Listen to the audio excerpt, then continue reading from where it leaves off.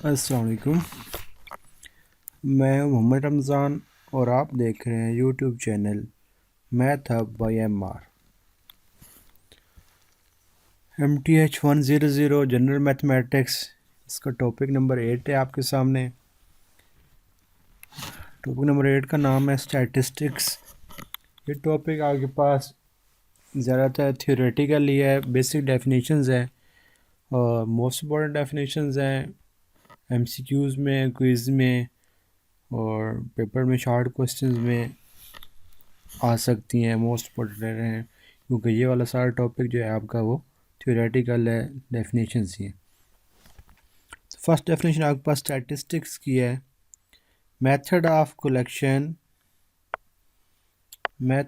Collections, organisations and analysis of numerical informations are collectively called statistics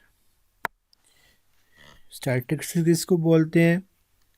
method of collection के method को, फिर जो हमने कलेक्शन की है उसको ऑर्गेनाइज़ करना, ऑर्गेनाइज़ करने के बाद हमने उस डाटा को एनालाइज करना, ये सारे प्रोसेस को बोलते हैं स्टैटिस्टिक्स। कोई भी चीज़ होगी सबसे पहले हम डाटा कलेक्ट करेंगे, कलेक्ट करने के बाद ऑर्गेनाइज़ करेंगे, ऑर्गेनाइज़ करने के बाद हम उसका एनालिसिस करेंगे, तो ये सारा जो प्रोसेस है ये स्टैटिस्टिक कहलाएगा। Piece of numerical and non numerical information are called data. तो जो हमारे पास इंफॉर्मेशन आती है वो न्यूमेरिकल फॉर्म में भी हो सकती है एंड नॉन न्यूमेरिकल फॉर्म में जस्ट वर्डिंग में भी हो सकती है। तो दोनों फॉर्म में जो भी हमें इंफॉर्मेशन लेंगे, इकट्ठी होगी, उसको हम बोलेंगे डाटा। इन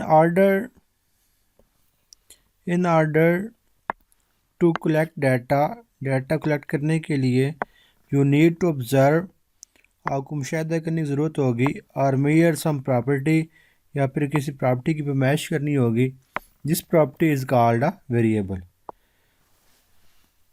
तो कलेक्शन डाटा के लिए आपको ऑब्जर्वेशन करनी पड़ेगी या फिर किसी प्रॉपर्टी की मेजरमेंट करनी पड़ेगी, वो जो भी प्रॉपर्टी होगी उसको हम बोलेंगे वेरिएबल।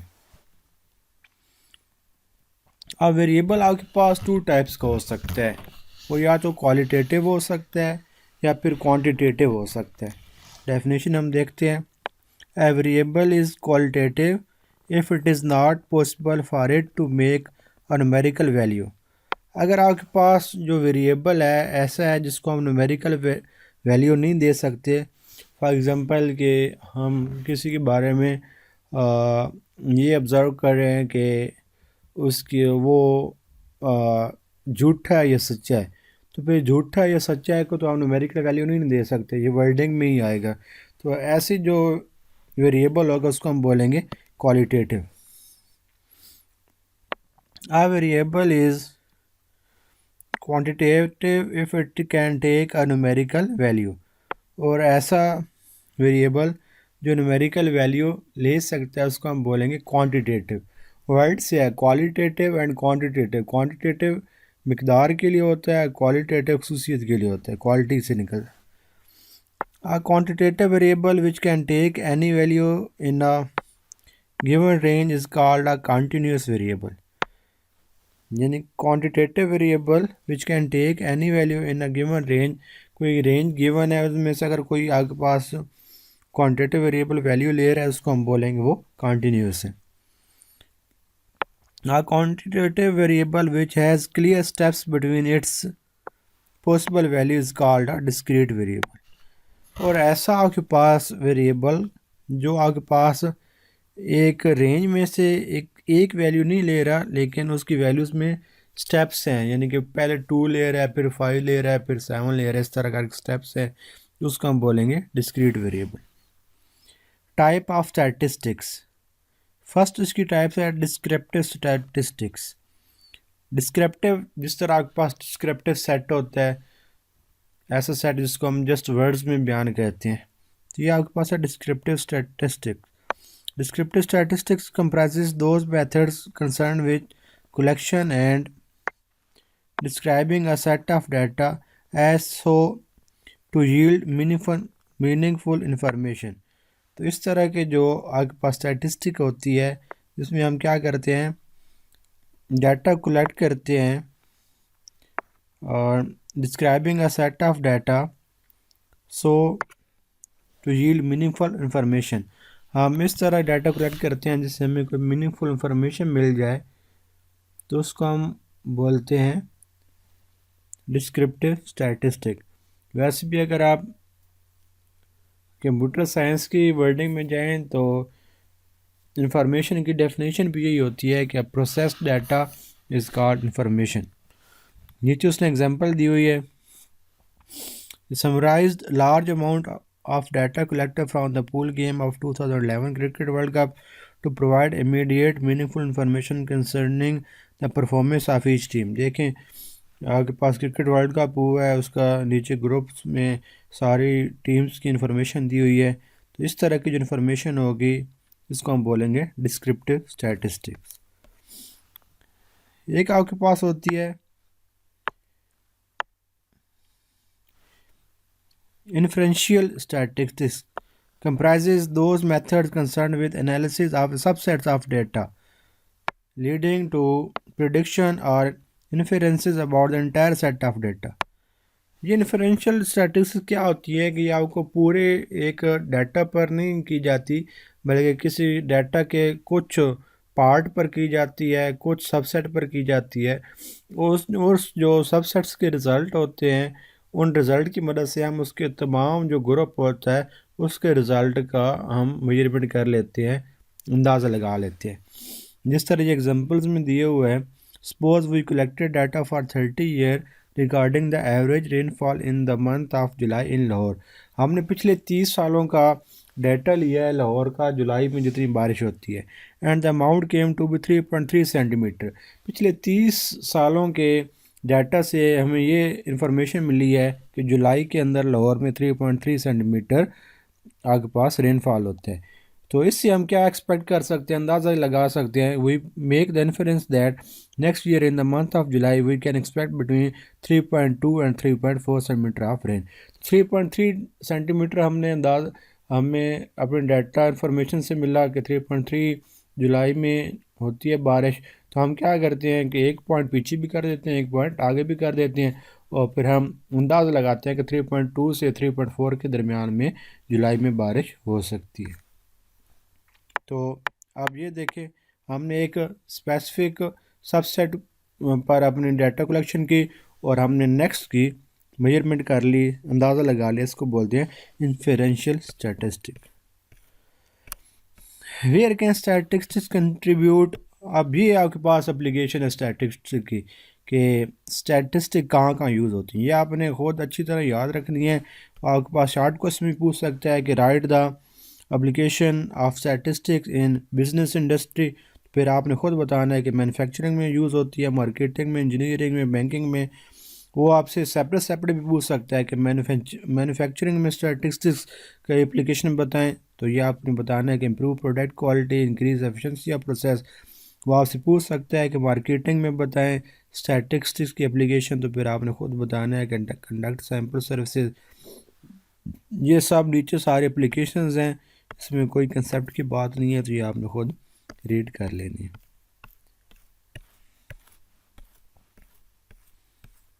नीचे आपके पास है पॉपुलेशन। मोस्ट इम्पोर्टेंट डेफिनेशन है, a population is defined as the set of all possible members of a stated group. Population क्या है, एक ग्रुप के जितने भी पॉसिबल मेंबर्स हो सकते हैं उसको हम बोलते हैं पॉपुलेशन।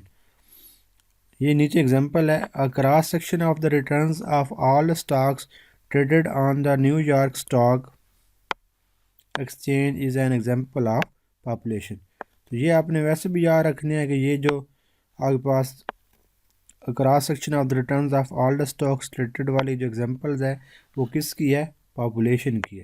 ये भी आपके पास एमसीक्यूज में आ सकते हैं। ओके, सैंपल क्या होता है, a sample is defined as a subset of the population of interest. Population का सबसेट होता है जिसमें हम इंटरेस्ट शो कर रहे होते हैं, उसको हम बोलते हैं सैंपल। इस तरह हम जब प्रोबेबिलिटी बोलते हैं, प्रोबेबिलिटी में भी सैंपल से बेस होता है, और फिर उसके बाद सैंपल भी हम लेते हैं, वो जब टॉपिक आएगा फिर इसको डिस्कस करेंगे। Once a population has been defined, a sample can be drawn from the population. सबसे पहले पॉपुलेशन डिफाइन की जाएगी। जब पॉपुलेशन डिफाइन कर लेंगे फिर हम उसमें से कोई ना कोई सैंपल उठा लेंगे। And samples characteristics can be use to describe the population as a whole.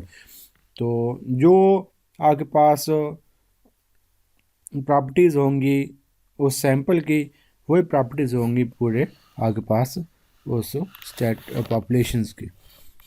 हम क्या करेंगे, एक आपके पास पॉपुलेशन जब डिफाइन हो जाएगी तो हम उसमें से उसका कुछ पार्ट उठा लेंगे, उस पार्ट पर हम अपना एक्सपेरिमेंट करेंगे, अपना नॉलेज बेस लगाएंगे।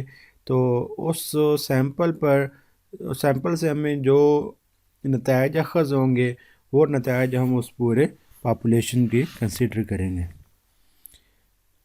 A measure used to describe a characteristic of a population is referred to as a parameter.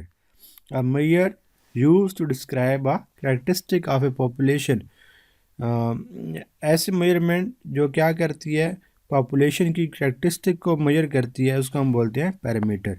ऐसी चीज़, ऐसे वेरिएबल जो पॉपुलेशन की करेक्टरिस्टिक को मेजर करता है उसको हम बोलते हैं पैरामीटर। नीचे sample statistic. It is frequently too costly or time consuming to obtain measurement for every member of a population if it is even possible. In this case, a sample may be used in the same manner that a parameter may be used to describe a characteristic of a population. A sample stat is used to measure the characteristic of a sample.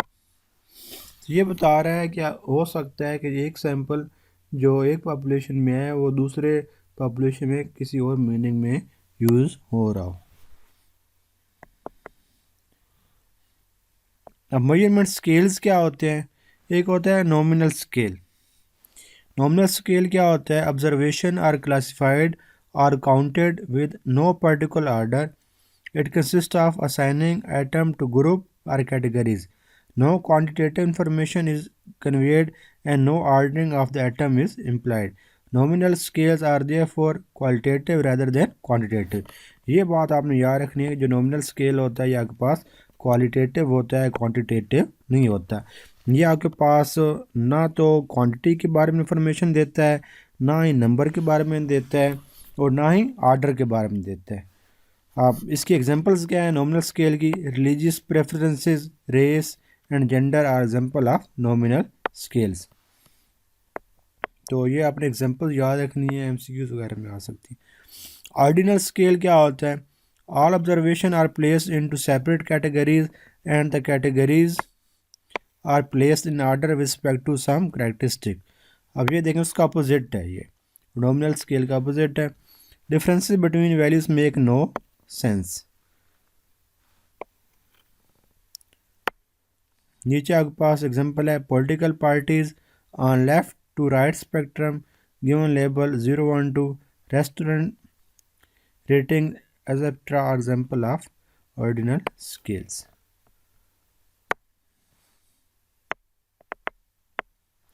Next आपके पास है interval scale.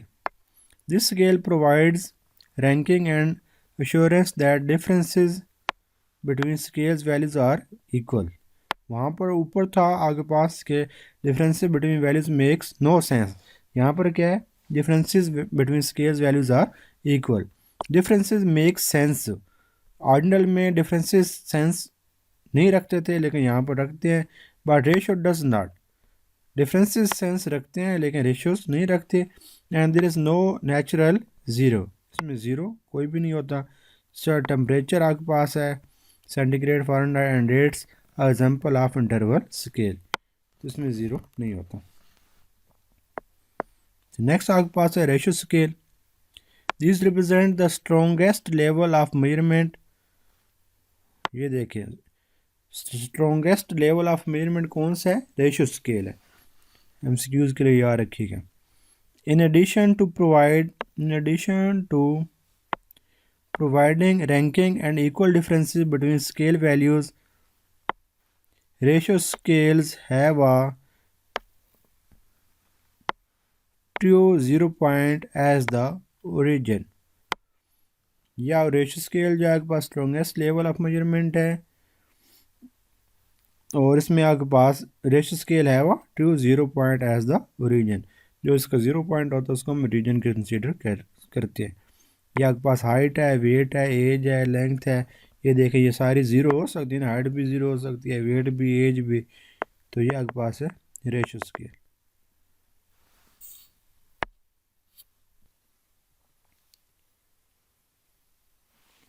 तो ये था आज का topic. इसमें कोई मैथमेटिकल काम नहीं था, जस्ट डेफिनेशंस थी। डेफिनेशंस को आपने अच्छी तरह रिव्यू कर लेना है, आपने एग्जांपल याद रखनी है अच्छी तरह एमसीक्यूज़ के लिए, या फिर शॉर्ट क्वेश्चन में भी आपके पास डेफिनेशंस आ सकती हैं। जो स्टैटिस्टिक्स की एप्लीकेशन थी बिज़नेस में, जहाँ पर भी था, केमिस्ट्री में थे, बॉटनी ज़ूलॉजी में थी, वो आपने अच्छी तरह याद करनी है। एमसीक्यूज़ में भी आ सकती है और शॉर्ट क्वेश्चन में भी आ सकती हैं। अगर आपको वीडियो अच्छी लगी हो तो चैनल को लाइक एंड सब्सक्राइब करना ना भूलें। अपना बहुत सा ख्याल रखिएगा। Thank you. अल्लाह हाफिज़।